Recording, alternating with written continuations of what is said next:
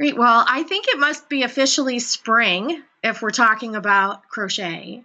And Kristin Omdahl, who is a regular guest here because she just doesn't stop. I think you must not sleep, Kristen. You are always gracing us with beautiful new books, both crochet and knit. And this book really celebrates, I think, one of my favorite things about crochet, which is I think that there are way more interesting ways to not have to join and seam and stitch and weave in ends. And this whole book is based on minimal to zero finishing. So God bless you for that. And welcome back, Kristen. It's so good to see you again.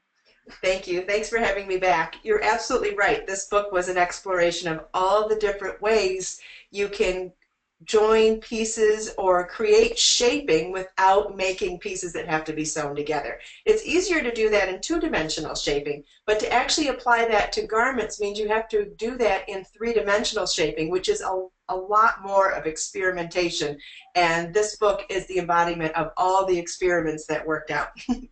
Yeah, and thanks for only including the ones that worked out. Yeah, and Jean Right. says, "Yay, less sewing or joining," Yes. which I think we're all there. I actually have a sweater I finished last fall for my husband that is in pieces in the bottom of my knitting bag that I've had a reminder on my phone for I think 4 months now. Block and finish Mike's sweater. So it's just that it's like that last piece, and it's so hard to make yourself do it. And I would bet half the knitters out there have unsewn otherwise finished garments or projects that they just can't. I don't know. Somehow when you finish it, to make yourself actually sit down and stitch it all together, it just, I don't know, just it's not the fun part really of of creating. So, and if you're I would imagine the number's even higher than that. It's probably more than 50% of knitters and crocheters that have projects that have been left aside because they were unsure of how to join them. Because there's so many different ways to join that aren't as secure if you really don't know what you're doing. And I think that's what keeps us all back from sewing. Sewing in itself is a fun hobby on its own. I don't like to say I hate sewing because with a sewing machine or with embroidery needles, and I love to sew, oh, me but too, I yeah. don't love to sew in knitting or crochet. And that's what I really wanted to get across to people. There's nothing wrong with sewing. I love to sew, Yeah. but I don't love to sew seams in knitting and crochet fabric. Yeah, isn't that funny? Because I sew as well, but there's just something about like hand sewing a sweater together where you're like matching up things and of course, everything stretches and you're trying to keep everything lined up. And I just sewed together a sweater I did for my daughter-in-law, and I put it off forever. And then it took me like 2 hours to sew it together. But so I don't really know what that is. It's kind of like doing your taxes. Isn't going to take nearly as long as you think it's going to take, but it's just like making yourself do it. So There's yeah, an art to it. There's an yeah, art to it and there's techniques to it. And unless you feel like really exploring that and learning that as its own craft, I think it's a lot more fun to apply what we do love to seaming. So crocheting your seams, so to speak, it allows me to continue crocheting instead of having to learn the sewing skills for crochet. yeah, exactly. So Kate says she's excited to hear about this book. She says finishing is not a favorite part for her either. So, and Mary says she does top down garments because the lack of seams. I mean, I actually haven't, I don't think I've met a single knitter who said their favorite part is actually the finishing. I've heard some that love it. Yeah. Maybe not people that have said that it's their favorite part, but I have met several people that actually do love it and do prefer pieces that are sewn. But to each his own. There's something Yeah. out there for all of Well, us. yeah, thank goodness, right? There's something for everybody. So hmm so the idea behind this book came from where? First of all, for the real reason isn't so much the no seams. What it was to create pieces in various types of crochet that are join as you go. We normally think in terms of motifs that are join as you go. And I wanted to apply that to not only join as you go motifs in three-dimensional garments, but I wanted to apply it to other types of techniques as well. So Bruges lace is done in a modular join as you go three-dimensional garment. For example, the sweater on the cover of the book is a Raglan top-down sweater done in Bruges lace. Yeah. Oh, Do you see it now? yeah, absolutely. And you know, Isn't that cool? yeah, I mean, and just the way that it's like a seamless shape. I mean, you don't see any breaks in It's the seamless. pattern, right? So Mm-hmm. yeah, so it's really yeah, it's beautiful. And Kate wants to know, are all the projects done in Kristen's yarn? Not all of them, but some. No. And she says Two. she did try the bamboo so fine and she really likes it. And we're going to talk about Kristen's yarn line after we see the book. And so Kate loves this cover sweater. It's like, what's not to love? It's really beautiful. But I think we want to do a private tour of the book, which is always one of my favorite things, which I actually see what I'm doing right here because I've got too many things up on my screen. Now I can see where I am. Okay, so all right, so I think I actually have the cover sweater later in here, but I tried to kind of choose a selection of different types of things in here because there's accessories and there's garments and there's some shawls and but it's like different techniques and different, I don't know, just different feels to them. And so what I picked this one because I think I love how it's one of those things about crochet, right? If you knitted this, you would have to put buttonhole things or eyelets in or something. It's nice that crochet provides you actually built-in holes, so which is really nice. So tell us about this this belted cape. The belted cape is one of my absolute favorite silhouettes for creating figure flattering shapes without having to wear fitted garments. And depending on what type of yarn you use and what type of gauge you use, you can get a drapey fabric in knitting and in crochet, which is something newer to crochet than knitting. But what's important is that by creating this voluminous shape that has lots of drape, but adding a belt that goes through around your natural waistline, you can create the illusion of a figure eight shape without having to wear a fitted garment. So here's two things that's great for. Number one, you don't have to be as skilled at knitting and crochet specifically for this one. You don't have to be as skilled at crochet to not only understand what size to make for your body, but also how to create the stitches to create something that fits and moves when you walk. But second of all, it gives you the illusion of shape even when you don't have the shape that you're trying to show. So let's say that you're feeling heavier than you did last week or thinner than you did the week before. How are you going to create that fitted look and not have to remake your garments? That's with a belt that fits into an unstructured shape. And because you've chosen a yarn and a gauge that gives you a drapey fabric after blocking, you're creating this beautiful flowy fabric so it has the illusion of being structured, but it's flowy and unfitted. You get the best of both worlds. Yeah, and the nice thing about this too is the thing I have about capes is, you know, because they're so open, is that I don't know why, they tend to like open in the places that you're least excited about showing off. Or they get stuck on the side of your breast, or, you know, it's a shape thing, you know, because they move. And so this is nice. It kind of controls that shape, and it really kind of gives you that sort of hourglass look without, right. Yeah. And it controls the garment at the same time, which is really nice. So now people are always interested in, you know, is there some place that you would start if you were newer to crochet and you were lucky enough to have this book in your library? Is there some place you would start? Is this one of the projects that you would see as maybe less difficult? Well, it depends on where you are at in your skill set. I think one of the first things I would teach a knitter to, or encourage a knitter to, crocheter to, I don't know where my brain is, to explore is charts, because no matter where you're at, your learning curve is greater once you are faster once you know how to read charts. So that's one of the first things that I suggest. And when you're new and you're open to learning, the quicker you learn the basis that will make your learning curve faster, I think is a good idea. So wherever you're at, learning charts is a good idea. Also, I think I would start small.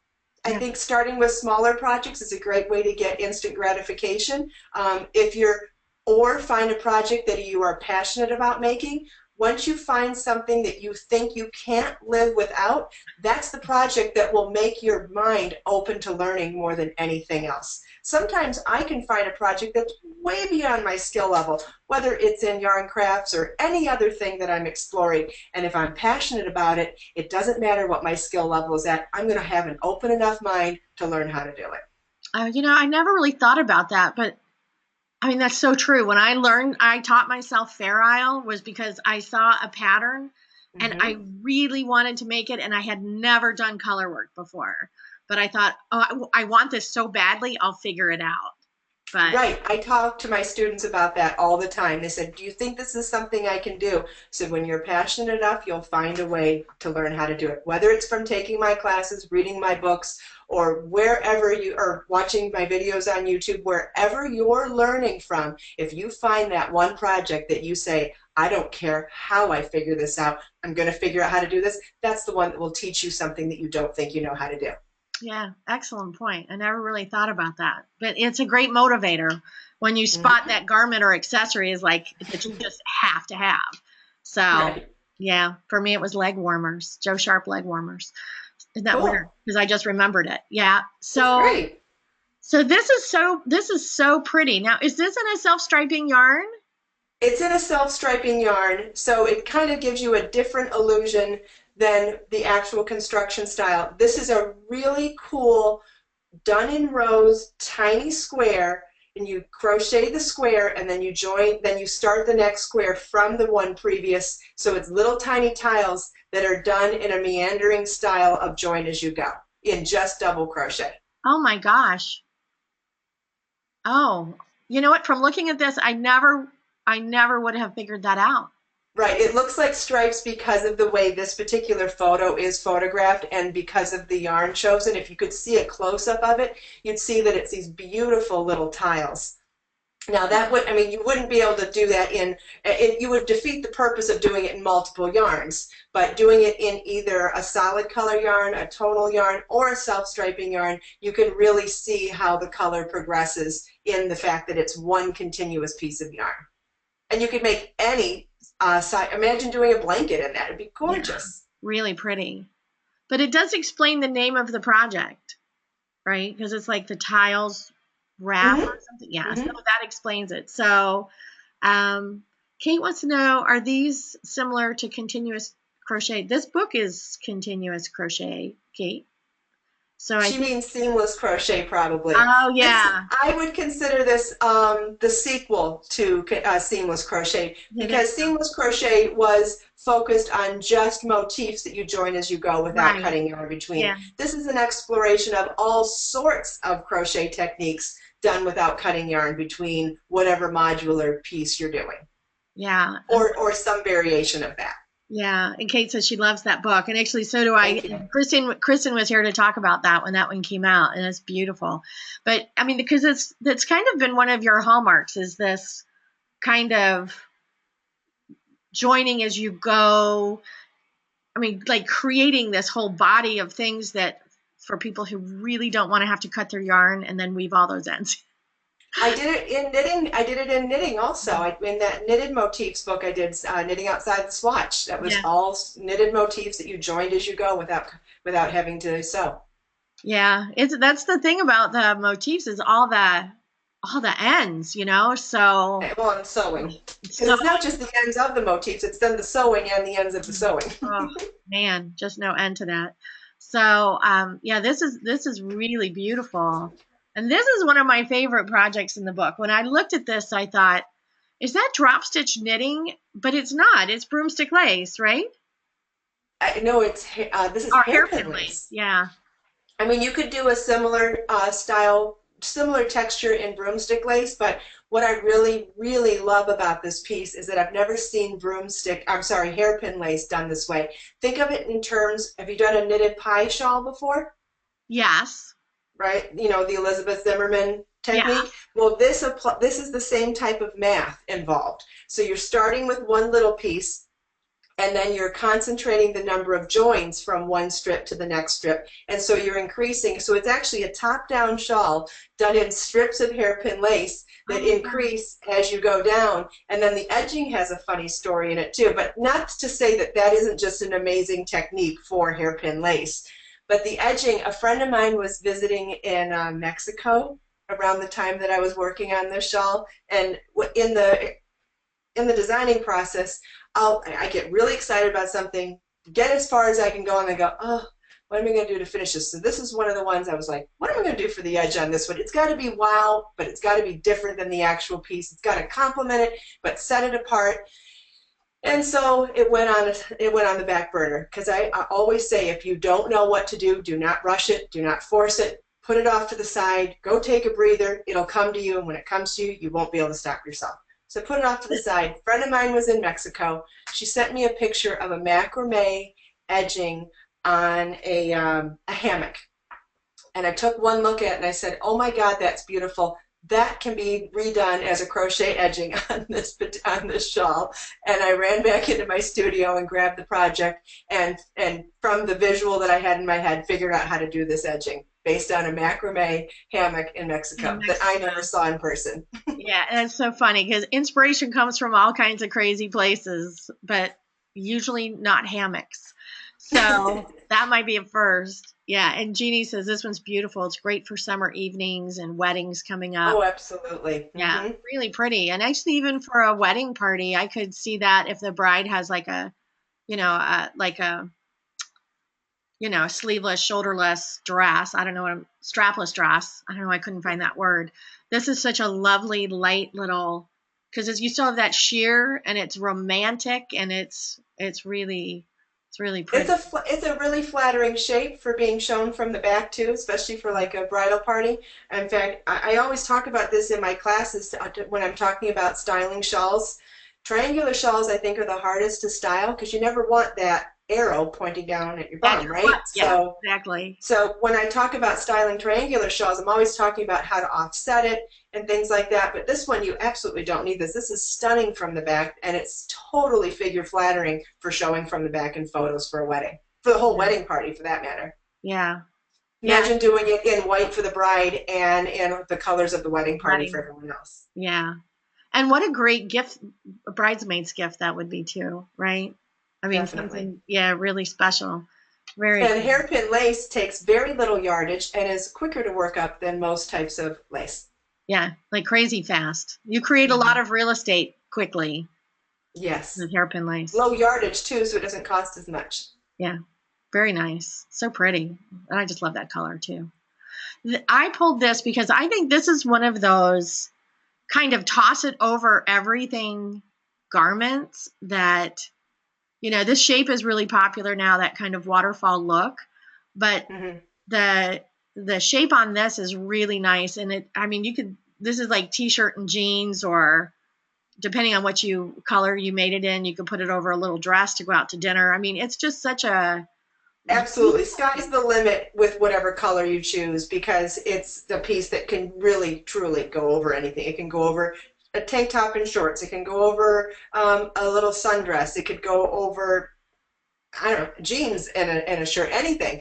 The real interesting part about this is if anybody understands what log cabin style of construction is, that's how this is done, and it was done specifically to feature this yarn, which is the gradient hand-dyed yarn. This is a yarn from Freya Fibers, Tina Whitmore, where she changes the color only one time in the entire hank of yarn, and this project takes 2 balls, so I started it from the center so it would grow out once, and then did it with the second ball of yarn. And I explain how to do that in the pattern so that you understand that there are options for what to do with gradient yarn when you're working in more than one ball to still try to create that illusion of changing color only one time. Yeah, and Kate says this is really cute, which I agree. And and this, if you did this in something really graphic, like black and white, I mean, this would mean, this would be a stunning piece for the summer to wear over, a white tank and white pants. And I mean, this That's a hot trend this summer, the black and white black and trend. white. Yeah, I see it. I'm seeing it everywhere. And that, I mean, just to add that little pop, to it is really, this is just such a useful piece for the wardrobe, I think, which is why I pulled it, because I was looking at that for me. I get so excited to hear, I was so excited to hear that you pulled pieces. Instead of asking me to pull your favorites, I was really excited to hear you do it, because it's always fun for me after the fact to see what other people like, right? I know, I mean, I pour my blood, sweat, and tears into everything, and it's just really exciting to see what other people's feedback is. So this is fun. Oh, good. Oh, good. Yeah, and it's always surprising when people have said, when people talk to me about my own books, the things that they pick out that are their favorites, and I'm thinking, I almost didn't put that in the book. I mean, it's just because knitters, we're all so individual. And Kate, you and me both, likes this for the summer, and the color is great.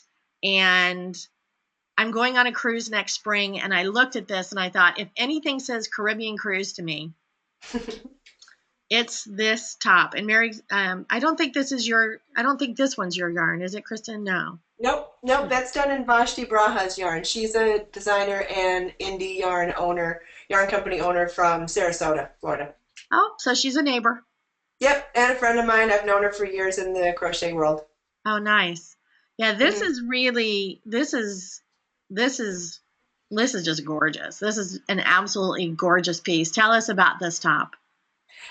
This top was an exploration in what you can do with square motifs to modify them. And I've done this many times in different projects, but it's something that I really do believe deserves more education. And that's how to take, and I can tell you, I think more than 95% of motifs can be converted this way with the right thought process or somehow modifying them. To take a square motif and modify it into triangles or pentagons or hexagons or octagons to create the shaping you need to make a project grow or increase or decrease. And in this one, I did the Raglan shaping here so that it could be a top-down project, making triangles in the Raglan points so that it grows from the top down without losing the style of the motif or the style of the lace pattern. So you can't see it in here because they're identical. They're either triangular or square shaped,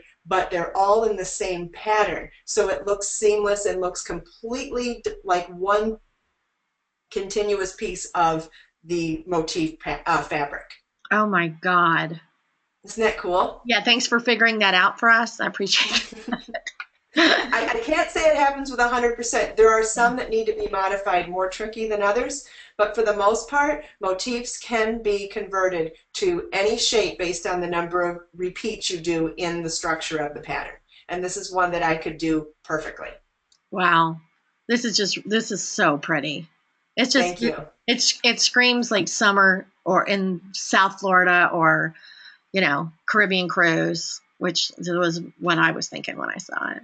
Well, oftentimes in square motif project, you end up getting a boxy sweater. This is the way that you can get a more fitted look without having to, while still using square motifs that give you a boxy fit fabric. Yeah, I mean, nobody would say this was a boxy top at all. Not at all. No, it's really nicely shaped. Thank you. And this top I pulled, and honestly, when I saw this, because I get the books in PDF now. But when I turned to this page, I thought, oh, I can so see Kristen wearing this sweater. I mean, it just said Kristen to me when I looked at this. And I think the yoke part is just so interesting. And, I see that my daughter-in-law would love this sweater. It's just Thank you. It's so cute. Tell us about this. Yeah, and actually, Kate. Well, it's funny. Funny that you would say that I'm wearing a sheer yoke top as we're talking. So yeah, I guess it is something that I love. There's something about showing skin when it's not the sexy parts of skin that I think are so subtly sexy. I love the tops that have the cutouts in the arms too. I love anytime you show the shoulders and this upper skin here. I think collarbones, I think, are really sexy. I think that's a very attractive part Right. One So between the shoulders and the collarbones, I always find that to be very subtly sexy, more so than low cleavage or super tight clothing. yeah. And so it's funny that you would say that because that's where the inspiration came for this piece. And I use a stitch, and don't have the link for you yet because it's in the process of coming out in the next week or so. This stitch is called a teardrop. It is so cool. It's along the lines of an X stitch for any of my fans who remember me using an X stitch in projects before, specifically in Crochet So Lovely, the last book.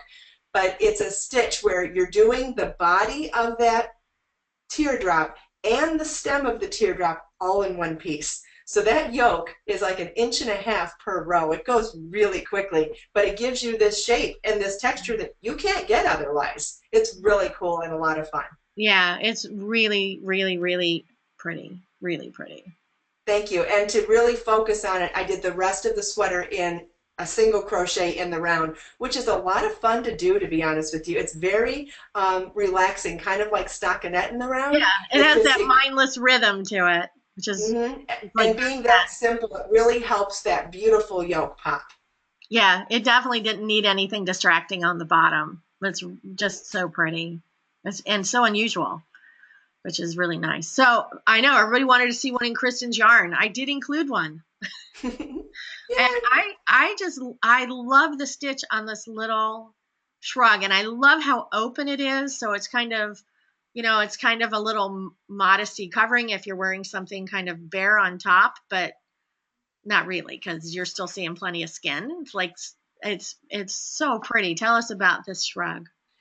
First of all, I wish you could feel it because for two reasons. First of all, I used a really, really high concentration of thick cluster stitches in here so that it gave you a heavy body to a lace weight shrug. Does that make sense? Yes. So like if I just used regular double crochet shells in here, this would have taken, maybe 300 yards. I wanted to use the entire 650 yard skein because that's what Be So Fine comes in. It's a fingering weight yarn, my yarn, that comes in 650 yards per skein, which means you can do a really large project with it. I have tons of full-size shawls that are one skein projects. But in this particular project, I wanted to create something small that just goes over your shoulders, but had a little oomph, had a little body to it. If you do too fine of yarn for something like that, it won't stay on your shoulders. So I use such concentrated stitches in those clusters, so it really looks like a geisha fan, hence the name,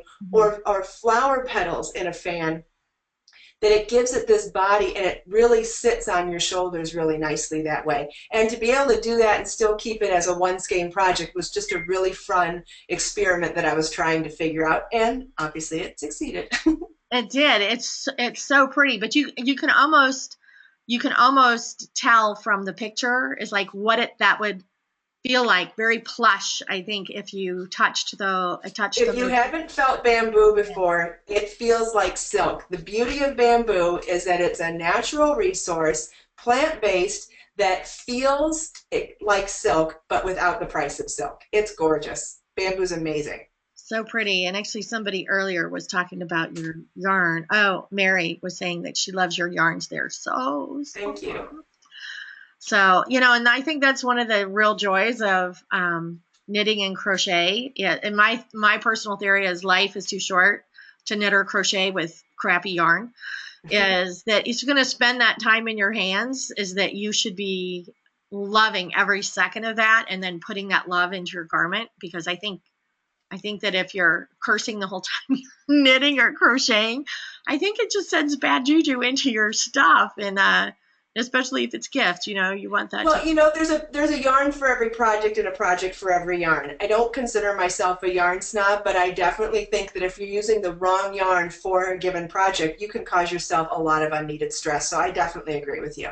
Yeah, and I do consider myself a little bit of a yarn snob at this point, but when I learned how to knit, which was back in junior high school, and then I didn't knit for like 30-something years, is, acrylic had just come out and in neon colors, right? Because they had just figured out how to dye that, and it was, of course, the late 60s, and that was the thing, and everything was so scratchy, and, and now, of course, you go into a yarn store, and you touch, and everything is so silky and smooth and rich and fuzzy, and there's just so many options that we didn't have 40 years ago for knit and crochet. So I just couldn't imagine not working with something that just felt like heaven in my hands, especially if you're doing a project that's going to take you a while, right? So yeah, and now that I'm a yarn company owner and I get to sample yarns all the time, and I'm actually growing the yarn company quite a bit this year, and I have other yarn lines coming out soon-ish. I can't tell you how much fun it is to be able to pet them all over again for the first time. I remember the first time I fell in love with a ball of yarn in a yarn shop way back when, and to now go through that process again and try to find things that are mean the most to me. It's gosh, and then figuring out colors and dyeing, it's really fun. Yeah, I can imagine. It's like a kid in the candy store, right? All over again. Yeah, that's a wonder, and it's so funny because you're just like grinning. People who aren't going to see the video stream, that you're just grinning ear to ear. It's just like it's so funny. But I think if I could spend my day picking out yarn, I would be incredibly. Well, I'm already a happy girl, but that would be like the icing on the cake for me. So, yeah, but this is so pretty. And I picked this one because it has that same kind of open across the top there, which I find just really appealing. But it's also kind of a toss it on over anything kind of top. And I think you really can't have too many of this type of sweater in your wardrobe, because you like, this is shown in kind of a denim-y blue, which is like perfect over jeans, but I mean you could do this in any kind of color combination. I mean, this in like a soft sand color, I mean, goes out in the evening, it goes out during the day. I mean, it's just really one of those wear with anything, dress it up, dress it down kind of projects that I really that I think are really kind of your thing. Is like, I've never seen you do anything where it had a very limited appeal or use. It's like, if I made this, damn it, I'm going to wear it with everything. So kind of take to it. Yeah, and, I have to say, I do think about marketing with every step of my business. I'm glad it shows, but it's the way I live, though. I need things to be. I don't want to buy a sweater for one particular occasion. I design the way I live, and that's in multitasking and multi-use. And if I'm going to spend X amount of money on something, it better be used more than once, right? Exactly. So it's not that I'm cheap, but I am definitely a value motivated person. And so you're right. If I'm going to spend my hard-earned money and make something or buy something, it better be used more than once, and it better be used beautifully more than once. Yeah, I mean, because otherwise you don't want things that you're going to make them and then put them fold them up and put them in a drawer and never take them out. I guess if you're getting married and you're buying a wedding dress, maybe, okay. But I don't foresee myself getting married anytime soon, so I don't have to worry about a one-time purchase. There you go. Yeah, and Kate says she really likes this. It's a tie for her. It's a tie between this one and the cover sweater. And I have a customer who's made this one already in a self-striping yarn in a really fiery color. So it went from orange to red to burgundy, and that was really, really pretty. And what I want to talk about for the design in this one that's really cool, look at, I'm pointing at my screen. I know, I do too. Remember how I was saying how you can change any square motif into other shapes? Yes. Okay, do you know what a pentagon is? Yes. The five-sided piece. Imagine it if you have your 3 square sides and then your 2 points at the bottom. Imagine how that creates shaping, right? You've got your top 3 sides of a square, which would be for your yoke, but then at the bottom end of them, it turns into 2 sides. So now you have these points, and you've doubled the amount of space. You've gone from one side of a 4-sided square to 2 sides of a 5-sided motif, and you've created now double the linear space, so that you've increased from this size to this size to create your yoke. And because they're pointed, I accentuated that with a chevron stitch and did that with the back loop only, so you could really accentuate the shaping The with shape. the ridges. Oh my gosh. That's so clever. This And is if you could see the buttons, I found buttons at my local craft store that are like pewter, but they have a woman with flowy hair and flowers in her hair. It looks like Lady Godiva riding her horse. They're so fun. so cool. They just look like the embodiment of a summer goddess on the sweater. I love it. Summer goddess. I like that idea. Yeah, and Mary says this would be really versatile. I agree. This is a kind of the staple kind of go to in here. So, and then this is just so light and airy and summery. And what is wrong with you, puppy? And and the color. I mean, this one just really spoke to me. What a great little layering piece. And another thing that, done in white for a bride or done for a bridal party. I mean, it just Hmm. really has kind of summer party written all over it. It's really pretty. And I was able to create shaping in this one without affecting the stitch pattern by creating columns of double crochet between the columns of lace. So within the column of double crochet, you split off at the raglan shapes and then create new columns of pineapples. Very smart. Yeah, so it's all done in the part that you don't really notice. Right. I love how it makes the model glow. Isn't she just glowing with all that peachiness? Yeah, she does. That's I such a love great it. color on pretty much any kind of skin. And what I love about these little 1 and 2 button tops as well is, I have a crazy button collection. I think Oh, wow. when I went to Paris maybe 10 years ago, the stores there with the button collections are unbelievable. And I actually came home with this big bag of buttons that I had to declare because I was over my limit. And yeah, I know. Oh, And at customs, they were like, is this right?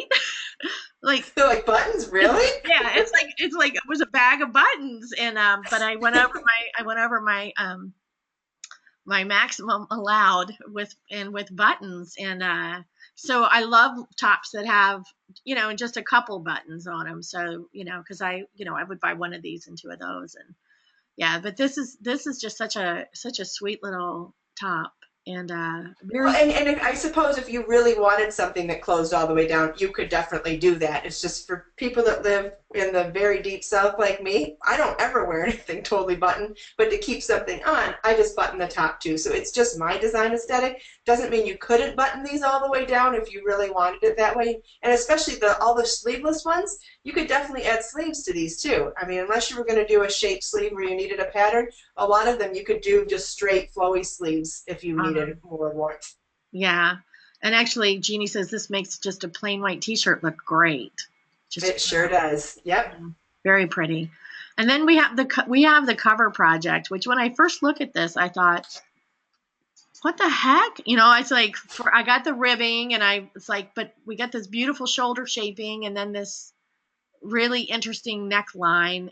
I mean, I see why this made the cover because you just would never believe that this was done without seams.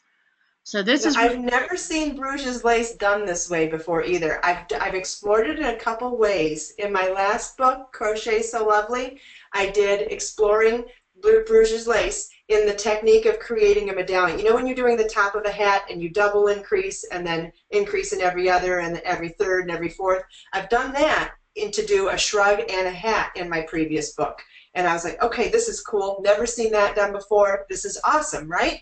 Then in this book, I thought, okay, I want to take Bruges lace seaming one step further. Let's see if we can do raglan shaping. So you know how in Bruges lace, you've got your strip and you join it 1-to-1 with the strip next to it, right?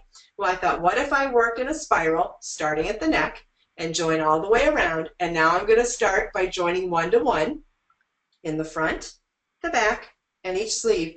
But at my raglan corners, join 3-to-1. So I'm going to add 3 additional sections and join them to the one section that you're joining to. So you're going to do it 3 times in those raglans. And I followed that pattern or that, formula around the entire yoke. And then once you get to the bottom of the yoke, go back to just working in spiral. oh my God. I mean, really simple, right? It's like, duh, why didn't we think of this before? It's so simple, but yet I've never seen it done before, so I'm really excited. At least organically, I came up with the idea myself. Whether someone else has done it in the world, I came up with the idea on my own without, someone else seeing someone else do it. Yeah. I mean, that's just crazy. I love it. I can't wait to do some more stuff in You it. dream about this stuff at night? I mean, do you wake up in the morning Yeah. and go, oh my God, that's how to do it? I get my ideas at red lights, in the shower, in the middle of the night in bed, and especially when I'm running and nowhere near pen and paper. I get ideas like at random weird times, but awesome ideas.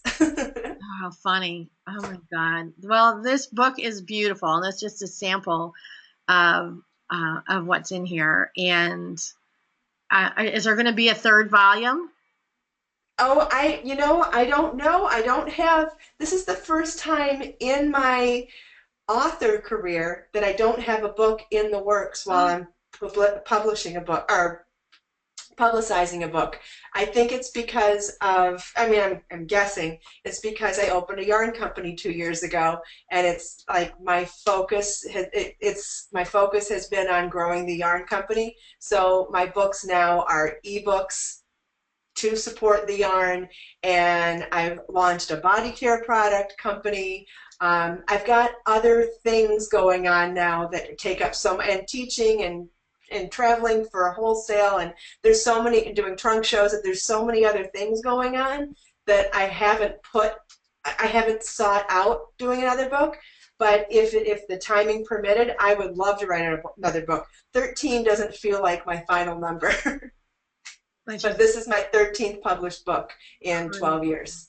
Crazy.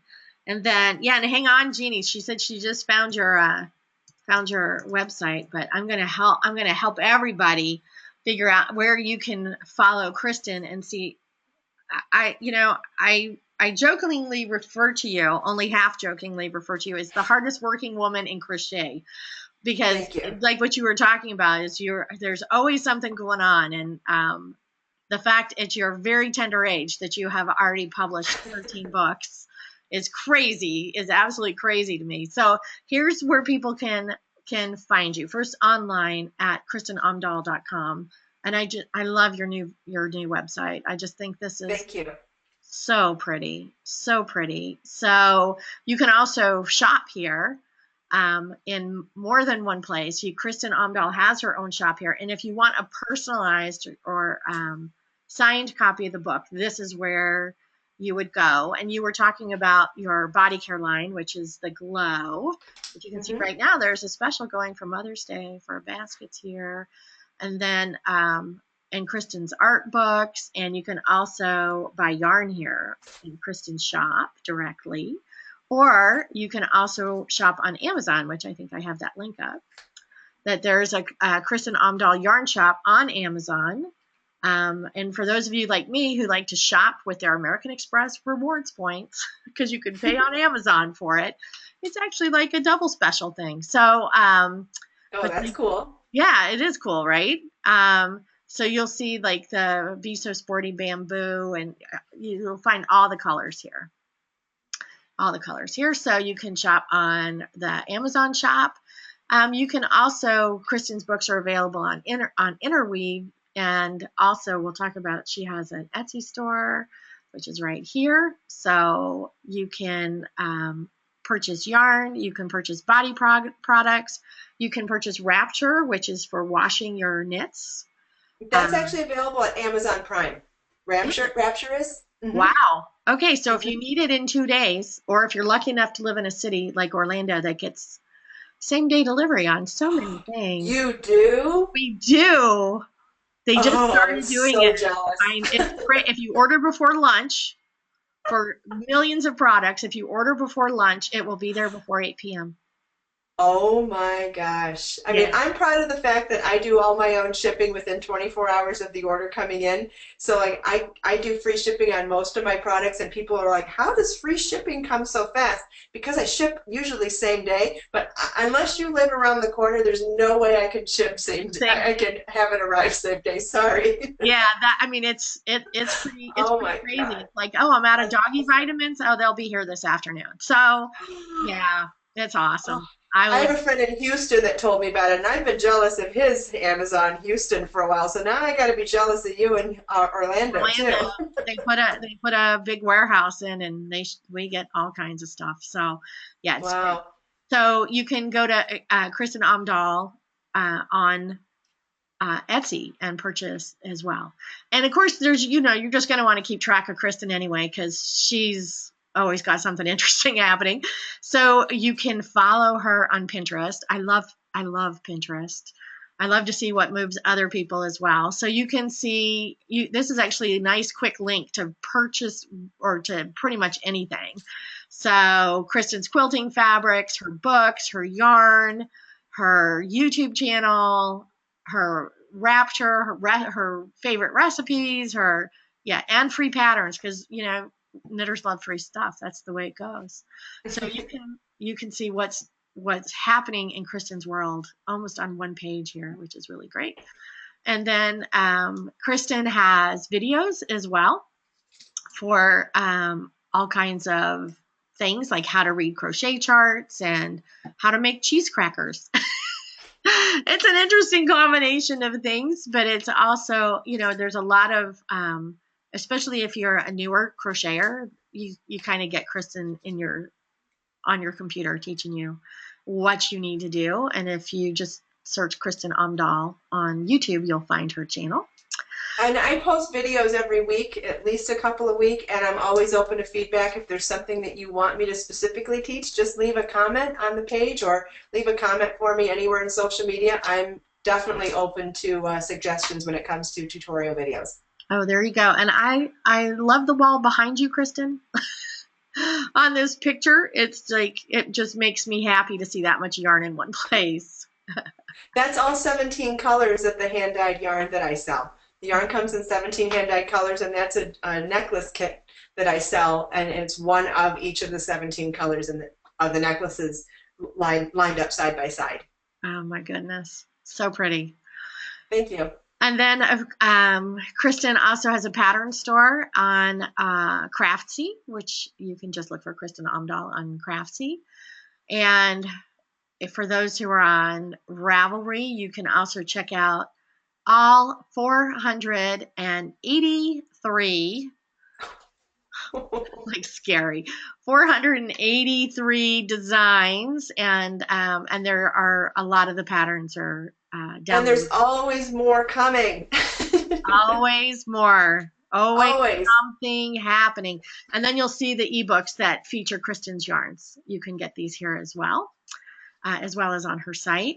And then, of course, Facebook. If you look for Kristin Omdahl on Facebook, you'll find her right there. And I just think that's such a cute picture of you. And Thank you. Also, and you'll notice you can see that we see the same. I know Kate says that is a lot. Yeah.